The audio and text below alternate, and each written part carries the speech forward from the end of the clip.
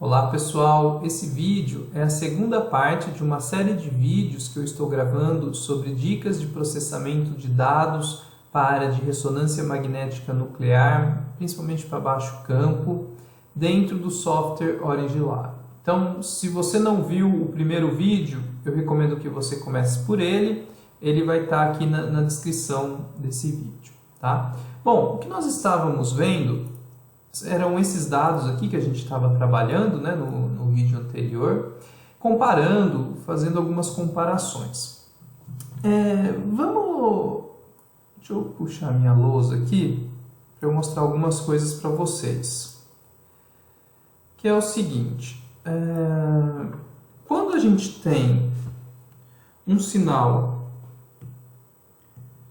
um experimento do tipo CPMG, lá na RMN de baixo campo, vocês devem lembrar que é uma sequência de pulsos que você começa aplicando um pulso de 90 graus, né?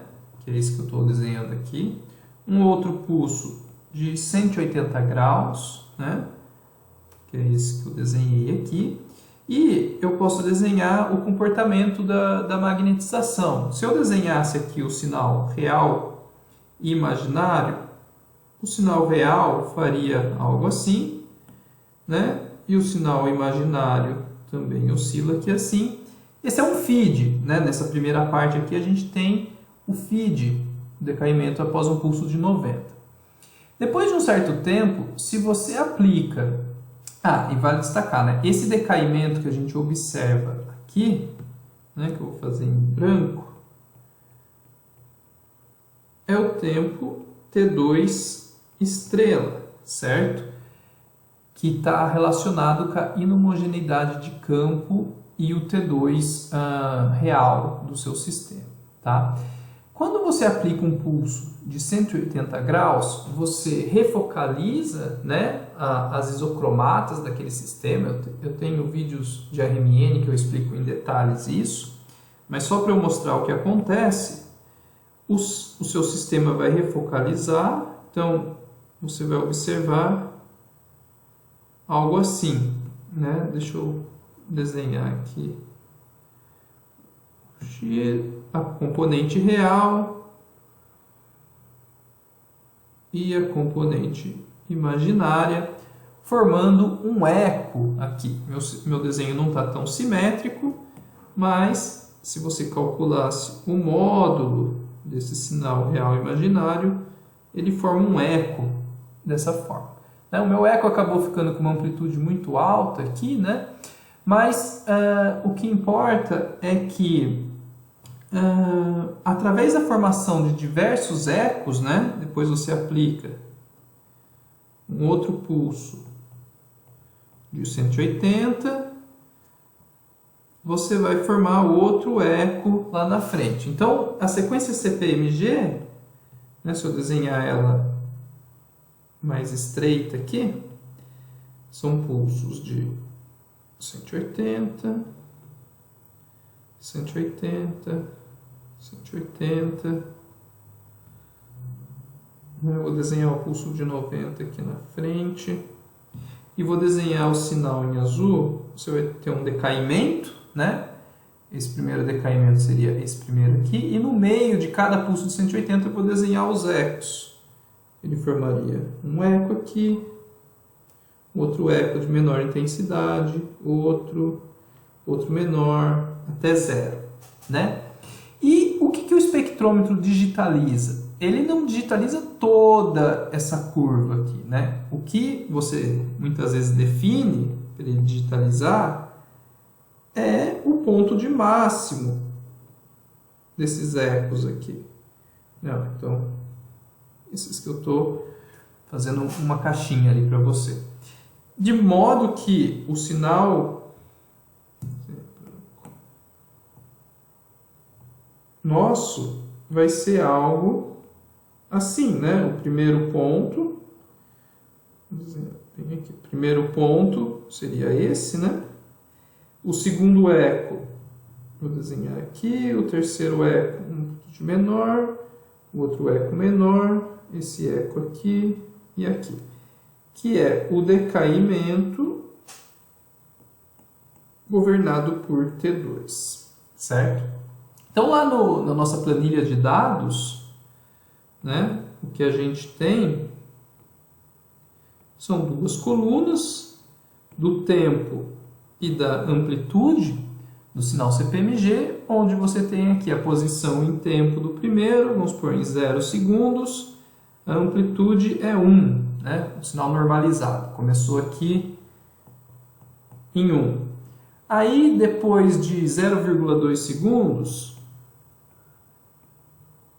vamos supor que a amplitude desse daqui,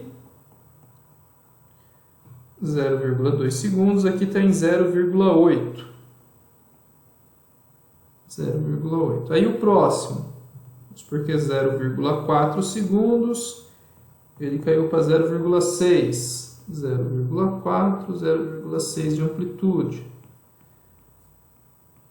E assim por diante, né? Então, os dados que a gente analisa são esses dois aqui, que é o tempo e as amplitudes dos ecos que vão decaindo, que vão dar a informação de T2 para a gente, tá? Tudo bem. O que nós sabemos da teoria de RMN é que esse decaimento T2 tem uma equação que descreve ele. Então, vamos ver aqui.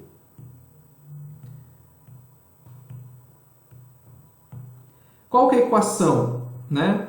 Se eu escrever aqui o sinal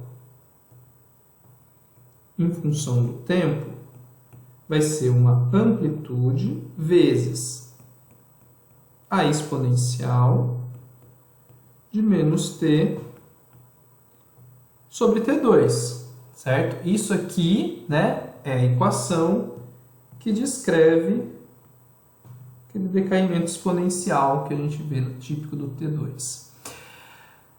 Claro que existem alguns detalhes, né? Como vocês estão vendo nessa equação, a amplitude A é exatamente... Deixa eu redesenhar essa curva aqui, ó, mais precisa. Vou desenhar de outra cor. A amplitude A é a amplitude que ele começa aqui no tempo igual a 0, certo? E no tempo infinito, isso aqui vai para 0, então ele vai exatamente aqui para 0, no eixo do tempo, certo? Aqui no y é o S de t, né? É o sinal. Que mais? E a taxa de decaimento aqui está governada por T2. Tudo bem.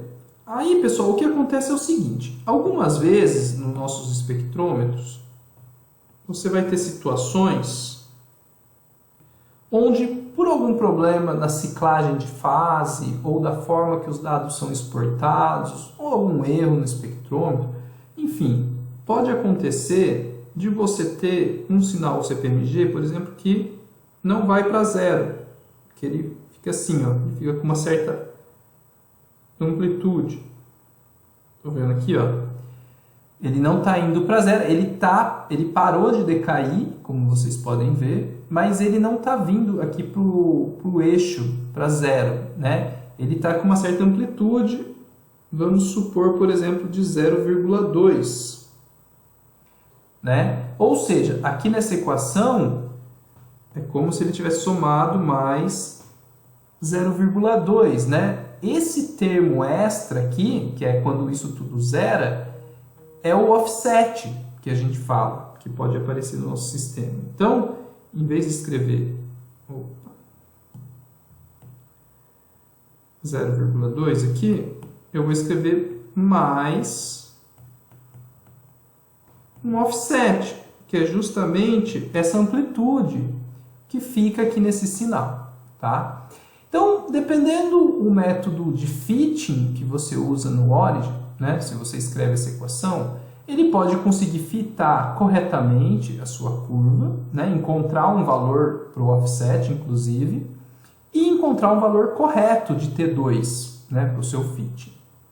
Porém, tem que tomar cuidado com esse offset em alguns tipos de análise. Tem situações que isso pode gerar um erro na sua análise, né? Como, por exemplo, quando a gente vai usar a transformada de Laplace, que eu tenho o outro vídeo que eu explico, né, sobre a ILT, esse degrau aqui, ele acaba muitas vezes resultando em um pico falso na sua distribuição de T2. Vamos supor que aqui é a distribuição de T2. Esse pico aqui, ele, por exemplo, ele pode vir desse degrau que ele interpreta que deveria estar indo para zero. Tá vendo? Então você tem que fazer uma correção disso, né, trazendo esse sinal para zero, para não ter esse tipo de erro na sua distribuição de T2. Como que você pode fazer isso? Muito fácil. Você simplesmente, né, por essa equação aqui, você já consegue ver. Você pega todo o sinal e subtrai, né, coloca aqui menos o valor do offset, que você olha aqui no final qual que é o valor, né? Faz menos, você vai estar eliminando ele. Então, vamos ver isso no Origin, como que você faria isso. Eu vou copiar esse primeiro sinal aqui, ó. Vamos abrir um novo workbook, só para vocês verem. Então, vamos ver. Tá aqui, né? Ó, ele tá indo para zero, tá? Se você olhar bem para o gráfico, aqui ele tá indo. Eu vou simular, né? Vamos inventar um offset. Vamos simular, então, um offset. Eu vou fazer o seguinte, eu vou colocar coluna B mais 0,334. Eu estou somando um valor na coluna B, ó. Vocês vão ver que ele vai subir. Olha só como ele subiu. Ctrl F. Então é o seguinte, se você coloca aqui para ele começar do zero no eixo vertical, fica bem nítido para você, aqui eu exagerei no valor, né? Como ele está, né? Então essa amplitude aqui é o offset que eu estava mostrando para vocês. E esse degrau, né? A ILT pode interpretar como um defeito, né? E complicar a análise. Para remover isso, então o jeito mais fácil vamos supor, eu estou supondo aqui que a gente abriu os dados, né? Abriu e já veio assim, né? Já veio com esse offset. Você pode vir aqui, né? Ver a região que ele já está estável, que ele já decaiu totalmente. Então você amplia aqui. O que você poderia fazer? Tirar um valor médio dessa oscilação aqui e subtrair do sinal total. Então, por exemplo, ó, vamos refinar aqui, colocar para aparecer números. Ó. Então tá aqui, ó. Eu só coloquei o incremento menor. Ó, vamos supor que mais ou menos o valor médio aqui é 0,335, certo? O valor médio aqui dessa curva. Então, ó, vou dar um Ctrl R. Se eu pego essa curva, venho aqui em set columns values e coloco coluna B menos 0,335, que é o que a gente viu lá. Deixa eu só tirar isso aqui da frente. Né? E eu dou um OK, você vai ver que isso aqui vai vir para zero. OK? Ó, aqui o eixo não está mostrando, né? Você tem que clicar e colocar para ele começar em zero. Aí, perfeitamente. Aí, agora vem vindo e decaindo como a gente queria, tá bom? Então, essa é a dica de correção de offset, né? Na forma manual, na mão. Né? Claramente, você pode fazer isso com outras estratégias, tirando média no final, no MATLAB, depois eu mostro como eu faço isso com uma série de arquivos, aplicando o mesmo procedimento em todos de uma vez só. Né? Num vídeo mais para frente eu vou mostrar isso. Tá, por que eu mostrei isso? Porque, ó, vamos fazer a transformada inversa de Laplace desse sinal com o offset que eu falei. Então tá aqui, esse sinal, esse é aqui. Como que você faz a transformada inversa de Laplace com o meu programa? primeiro você assiste o outro vídeo, né, que eu explico como funciona e como instalar, mas basicamente você vai ver que você tem que vir aqui no Command Window, nesse botão, ele vai abrir para você essa janela aqui embaixo, né, Command Window, você tem que procurar ela, você vem aqui, escreve ILT, tá? É o comando para inicializar o programa. Ele basicamente abre essa interface que vocês estão vendo aqui. Você tem que escolher que tipo de dados que você está analisando, são decaimentos exponenciais, a CPMG, né? Então é esse daqui. IR seria essa segunda equação, saturação-recuperação seria essa terceira equação. Então, CPMG, o alfa, né? No outro vídeo eu explico mais sobre isso, mas o parâmetro de regularização, alfa, o eixo do tempo, de 0,001 segundo até 10 segundos, com 100 pontos, tá? Essas informações básicas, esse aqui você não precisa mexer, e você dá um OK, vamos ver o processamento dele, o que vai resultar. Aguarda um pouquinho, né?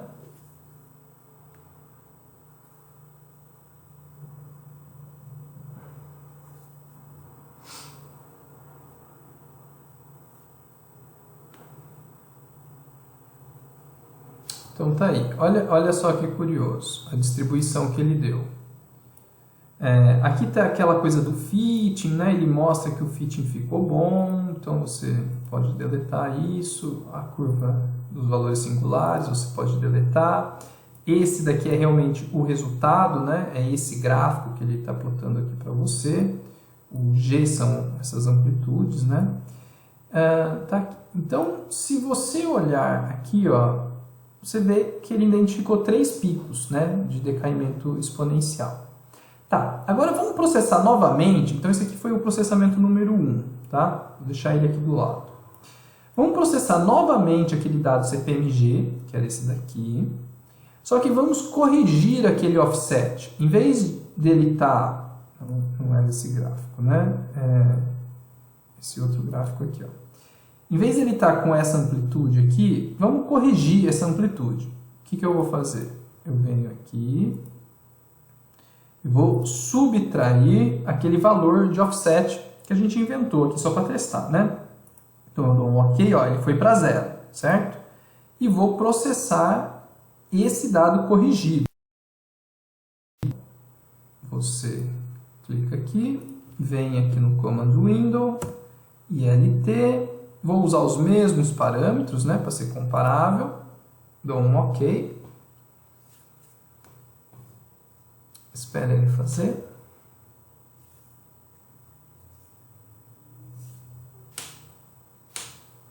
Pronto, olha só como o resultado está diferente. Então, o fitting também tá bom, né? Você fecha esse aqui é o resultado 2. Como eles têm o mesmo eixo X, eu posso simplesmente copiar o segundo, vir aqui, colar, e esse aqui vai ser o meu G2, né? Eu vou deletar para não acumular muitas planilhas. E vamos fazer o plot dos dois gráficos juntos. Ó. Plotei. Ah, isso é outra coisa, né, que às vezes os alunos esquecem. É porque aquele gráfico de inversa de Laplace, a gente coloca o eixo X em escala log, como vocês estão vendo aqui. No caso, a figura que já é gerada automaticamente já está. Se você criar o gráfico do zero, você tem que clicar aqui 2 vezes no eixo, vir aqui, colocar na escala log, aplicar, OK. Aí clica no gráfico, dá Ctrl R, né? Ou clica nesse botão aqui da direita, que é o do Rescale, e ele reescala para você. Então, olha a comparação desses dois processamentos. Olha a diferença entre eles. No primeiro processamento, aquele que tinha o offset errado, né? Aquele aqui, o gráfico estava acima, não estava indo para 0, surgiu esse pico. E no gráfico que a gente corrigiu o offset, que é o vermelho, ele deu esses outros dois picos apenas e esse aqui não. Então, ó, ele, além de ele errar em ter criado um pico inexistente por causa do offset, ele também estava deslocando esse pico da posição. Tá? Então, é bem importante essa questão de corrigir o offset quando você vai fazer essa análise na inversa de Laplace. Tá? O resultado correto é o vermelho aqui, o preto está incorreto. Isso você sempre pode verificar também fazendo o fitting com as expressões aqui que a gente tem, né? Verificar assim, ter uma intuição, né? Será que faz sentido colocar um tempo de relaxação de quase 10 segundos nesse sinal, né? Por um fitting comum, você vem aqui, ó, em análises, fitting exponencial, abre as opções. Acho que como o computador está gravando, ele está meio lento. Mas vamos lá. Vamos aguardar.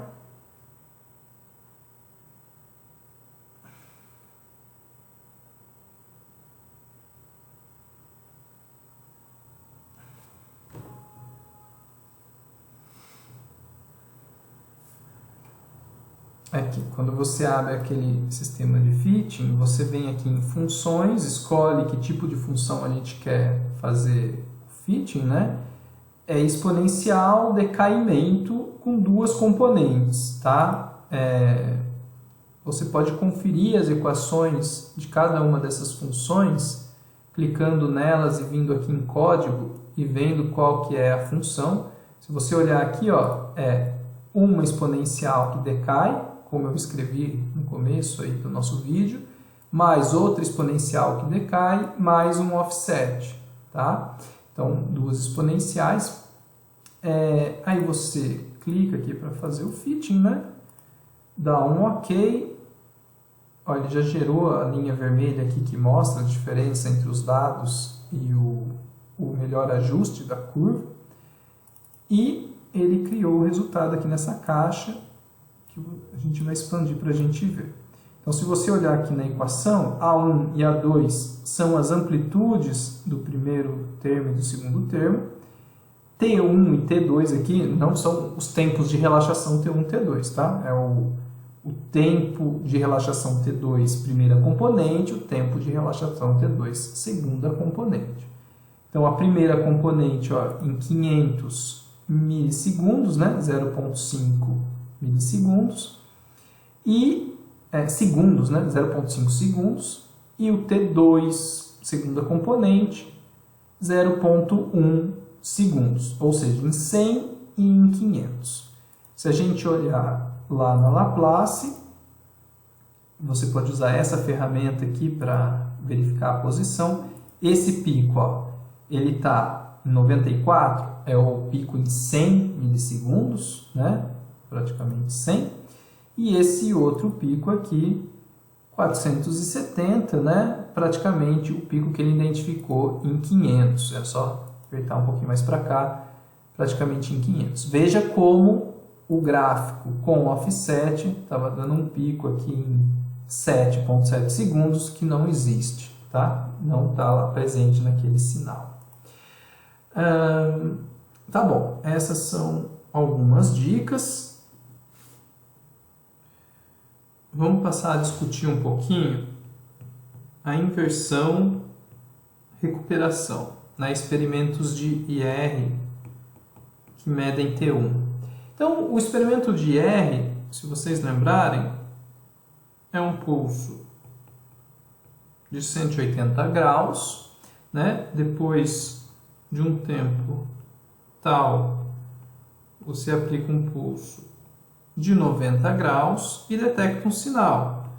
Então, você inverte a magnetização, aí por um determinado período de tempo você não observa e depois você, deixa eu desenhar de azul, detecta um sinal feed aqui, né? Aí você repete isso para diferentes valores de tal, né? Aqui por um tal maior, você vai detectar um feed menor. Aí você faz mais uma vez, né? Pulso de 180, um distanciamento aqui entre os pulsos ainda maior, né? Você tem uma lista de valores de tal que você aplica, né? Por exemplo, 32 valores diferentes vão gerar 32 pontos, que esses pontos são, no geral, a amplitude desses sinais feed. E essa amplitude, né, vai te recuperar um gráfico. Aqui é tempo, aqui a amplitude do sinal, né? Então, se você pega essa amplitude, amplitude desse, se você for monitorando as amplitudes dos feeds que você gera aqui, você vai ver que você começa em valores negativos, né? No primeiro caso, né? Por um tempo muito curto, depois você vai tendo valores que vão subindo dessa forma até estabilizar. Então, um crescimento exponencial assim, que é governado pelo tempo de relaxação T1. Tá? Esse é o típico experimento de T1. Cada um desses pontos vem de um valor de tempo aqui de espera diferente, né? Bom, no outro vídeo que eu falo lá de ressonância, das sequências de pulso, eu falo disso com mais detalhes, né? Aqui é só a ideia é revisar rapidamente para dizer o seguinte. Então, essa curva de T1 que a gente adquire aqui.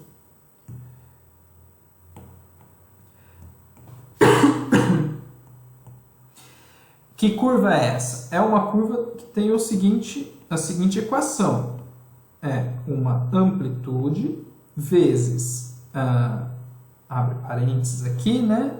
1 menos 2 exponencial de menos t sobre T1 e fecha os parênteses aqui.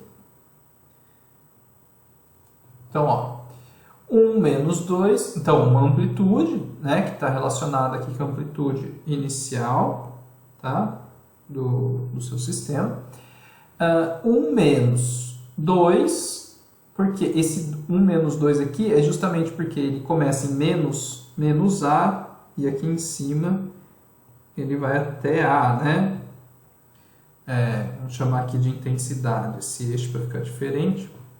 Ele começa numa amplitude menos A e vai até A. E é governado por um crescimento aqui em função de T1. Claro que essa equação, da mesma forma que a CPMG, ela pode ter um offset deslocando esse gráfico aqui para cima, né, ou para baixo nessa posição. Então, muitas vezes, você também acaba tendo que corrigir o offset dessas curvas, né, para não gerar algum defeito na análise CPMG. E muitas vezes você tem que normalizar essas curvas também para poder comparar diferentes curvas IR. Então, para eu mostrar isso, vamos lá para o Origin. Eu vou deletar esses daqui que a gente fez antes.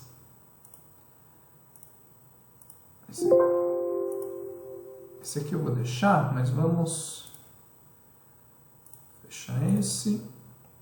Vamos abrir um novo workbook. Eu tenho aqui alguns sinais de inversão-recuperação. Tenho esse aqui, ó. Vou abrir ele. Quantos pontos ele tem? Ó, ele tem 32 pontos. Vamos fazer o gráfico para a gente observar em símbolos. Tá aqui. Ele começa em menos 2 e vai até 2, como vocês podem ver. Eu vou modificar esse gráfico só para a gente supor uma situação hipotética. Ó. Eu vou colocar aqui coluna B vezes não sei, 300.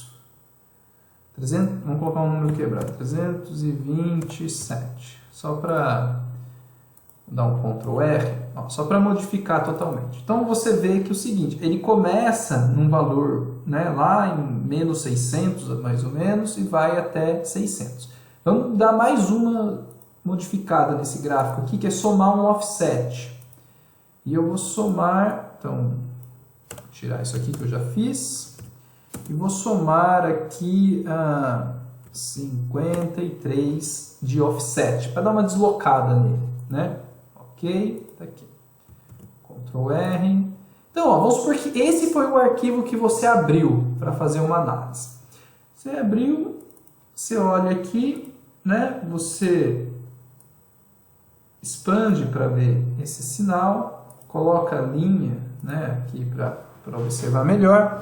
Você vê que ó, ele está começando em 600 e aqui em cima ó, ele não está terminando em 600, ele está acima de 600. Né? Então você já vê que ele não está centralizado e ele não está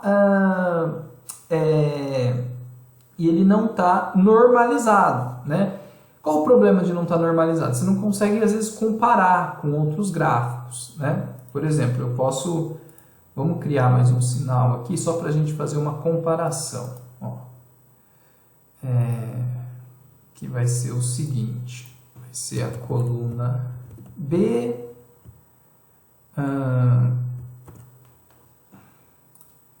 Sei lá, dividido por 2, só para mostrar. Se eu faço o gráfico desses dois, ó, tá vendo que eles estão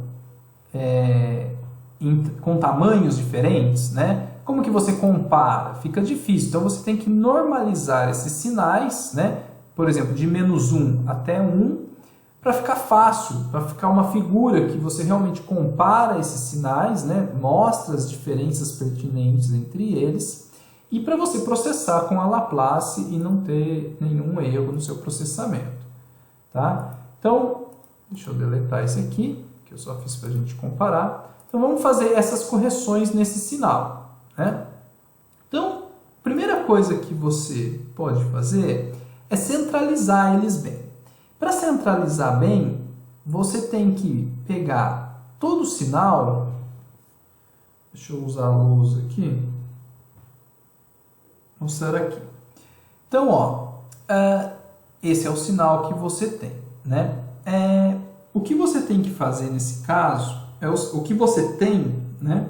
Se você desenhar o gráfico aqui, você está tendo a seguinte situação. O seu sinal, por exemplo, ele começa nesse ponto, só que ele está bem deslocado para cima, por exemplo. Ele não está simétrico aqui no seu eixo horizontal, né? Tá vendo? Ó, esse lado aqui está com 2 quadradinhos e esse está com 1, 2, 3, 4,5 de amplitude. Primeira coisa é a gente centralizar ele. Né? Para centralizar, você tem que pegar o valor final, né, que ele tem e o valor inicial e fazer a seguinte conta. Né? Ó, o seu sinal ele tem que ser igual o seu sinal que você tinha antes, né? Vou colocar uma linha aqui só para mostrar que ele é diferente, né? O seu sinal corrigido vai ser o sinal que você tem antes aqui, menos, eu vou colocar entre colchetes aqui para ficar claro, o valor aqui do final, né? Vamos chamar de AF, essa amplitude aqui no final, menos essa amplitude aqui inicial. Né? Lógico que se ela já for negativa, você vai usar mais, né? Se ele estiver todo deslocado para o lado positivo, você vai ter que usar menos aqui, né? Então, menos amplitude inicial dividido por 2. Por quê? Ó, se você perceber, a gente está tirando esse menos esse, dividindo por 2 e subtraindo do total. Você vai ver que fazendo essa conta, o que vai acontecer é que o seu gráfico vai ficar assim, ó. Vamos desenhar em vermelho. Por exemplo, esse daqui ele vai vir mais para baixo e esse todo vai vir mais para baixo. Então, por exemplo, se ele começar aqui com 1, 2, 3, 4 caixinhas aqui embaixo, ele vai terminar em 1, 2, 3, 4 caixinhas lá em cima. Então, ele vai ficar simétrico aqui, né? Ó. Ele vai de menos A a A, que nem a gente realmente espera que é o caso, tá? Então, ele está corrigido em termos de offset, como vocês estão vendo aqui. Vamos demonstrar isso aqui funcionando com esse caso aqui do origin que a gente estava falando. Então, ó, vamos ver se eu consigo mostrar. Então, ó, esse daqui é o sinal que está errado, né? Vou criar uma nova coluna e vou fazer essa conta aqui nesse lado. Então, que conta que a gente queria fazer? Sinal original menos isso daqui. Então, eu vou fazer coluna B, né? Aqui na coluna C eu vou criar coluna B menos, abro parênteses, vem olhar aqui, ó, o último ponto menos o primeiro ponto dividido por 2. É lógico, pessoal, que se for um sinal ruidoso, o ideal é que você tire uma média lá dos primeiros pontos e uma média lá dos últimos pontos para definir isso. Como eu falei no vídeo que eu gravar com o MATLAB, dá para a gente pensar em como fazer isso com diferentes estratégias, né? De forma mais avançada, de uma forma mais precisa lá na frente. Mas aqui é interessante para vocês ir pegando a ideia, né? Mas vamos lá, então. O último ponto da coluna B vai ser a coluna B número 32, né? Se vocês lembrarem, a gente viu aqui que tinha 32 pontos nessa coluna. E menos o primeiro ponto, né, do sinal, coluna B, número 1. Aqui, como o primeiro ponto já é negativo, eu tenho que colocar mais, tá? É aquele detalhe que eu falei para vocês. Então, um menos o outro dividido por 2, né? Isso daqui é justamente essa parte da equação. Vou aplicar tudo isso. Vamos ver o que vai acontecer, ó. Dei um OK. E aí, criou ou não criou? Deu algum erro. Ou ele está calculando. Vamos ver o que aconteceu. Sumiu.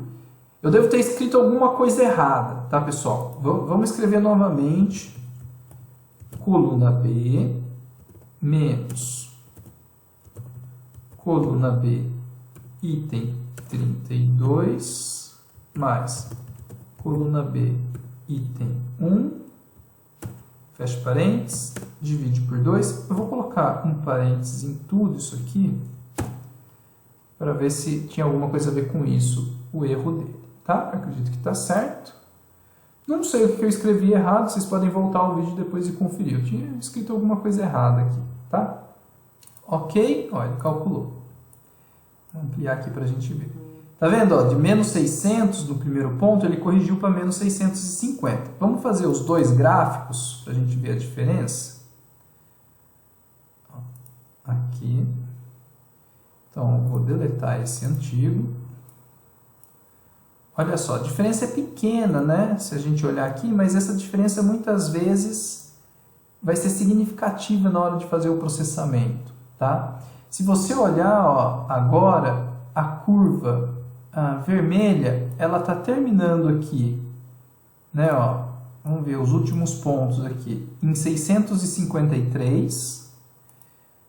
E o primeiro ponto aqui embaixo está começando em menos 653. Vocês estão vendo que ela ficou simétrica, diferente da curva anterior, tá? Então isso, a gente não mexe no tempo de relaxação, a gente só está deixando a curva simétrica, que é o que eu tinha explicado aqui para vocês. Isso é importante para Laplace também, né? Pode ser importante. Tá, esse tipo de correção, pessoal, eu estou todo falando para vocês como que faz na mão, mas a verdade é que o programa nosso aqui ele já faz isso automaticamente, tá? Se você digita ILT, vocês estão vendo esse Force to Zero Center? É exatamente isso que eu acabei de escrever para vocês. No caso da CPMG, é o Force to Zero. Ele leva o sinal para zero, ele faz toda essa conta se você seleciona aqui para você. Você não precisa fazer isso. Se for um sinal IR, ele força ao centro, que é exatamente essa correção que eu fiz, mostrando para vocês. Mas é importante vocês terem esse conhecimento, né, de como fazer isso para, né, situações adversas conseguir lidar e ter estratégias para lidar com isso. Tudo bem, a gente fez a correção. E agora, como que eu normalizo esse sinal IR? Para normalizar agora, né, não é difícil. Ó. Se você ver, ele está indo de menos 652 a mais 652, né? 53 praticamente. Se você dividir pelo máximo essa coluna,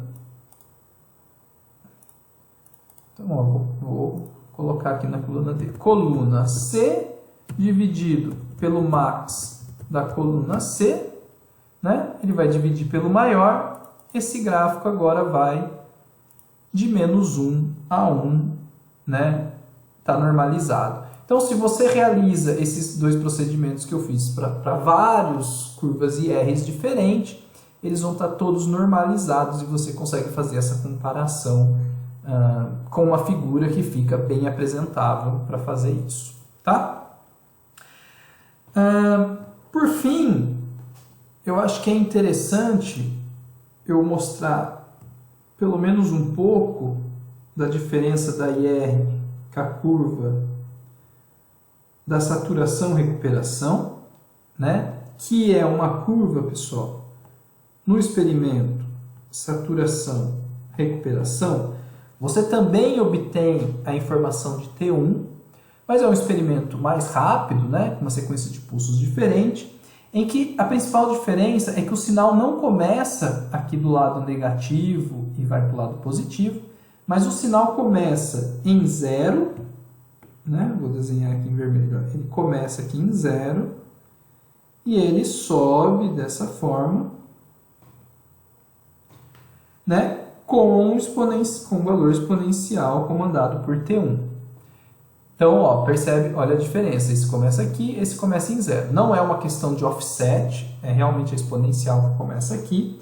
E a equação vai ser diferente, né? Para saturação-recuperação, vai ser amplitude 1 menos 1 exponencial. Exponencial você pode tanto escrever assim, né? Ou escrever dessa forma, mas vamos colocar igual ali, menos T sobre T1.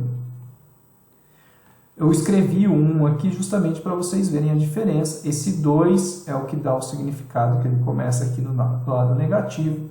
Esse 1 menos 1 aqui no tempo 0 faz ele começar justamente em 0, tá? E o fitting de uma expressão dessa, você tem que usar esse aqui. Justamente na nossa ILT, se você digita aqui ILT, quando você escolhe o kernel, são essas equações, tá vendo? Ó? CPMG, inversão, recuperação, saturação, recuperação, essa última curva. Sempre que você precisar, clique aqui para corrigir o offset. Se você tem alguma dúvida, né, você pode, ou se você está usando outro sistema para fazer o processamento, fazer essas correções dessa forma manual, né, que eu mostrei para vocês utilizando essa função aqui no Origin. Muito bem. Tá? Isso dá para se aplicar para diversas colunas simultaneamente, tem diversas ferramentas e outras formas de fazer esses processamentos aqui no Origin. Mas eu acho que com esses passos iniciais que eu estou dando para vocês, vocês já vão conseguir fazer muita coisa sozinho. Tá? Dúvidas, né? Quem quiser conversar sobre o ODD, sobre as ferramentas, sobre essas possibilidades, né? Precisa de ajuda com o processamento, será um prazer conversar, né? Pode me escrever um e-mail e a gente conversa. Nos próximos vídeos dessa série, eu pretendo continuar mostrando como utilizar essas ferramentas de processamento. Quero discutir mais sobre os métodos de fitting que o ODD permite aqui, como implementar funções novas, como utilizar, enfim, diversas outras ferramentas dentro dessa temática de análise de sinais de ressonância magnética. Quem tiver alguma sugestão, de dúvidas, né, ou para gravar também, pode me escrever, tá bom? Muito obrigado, até a próxima.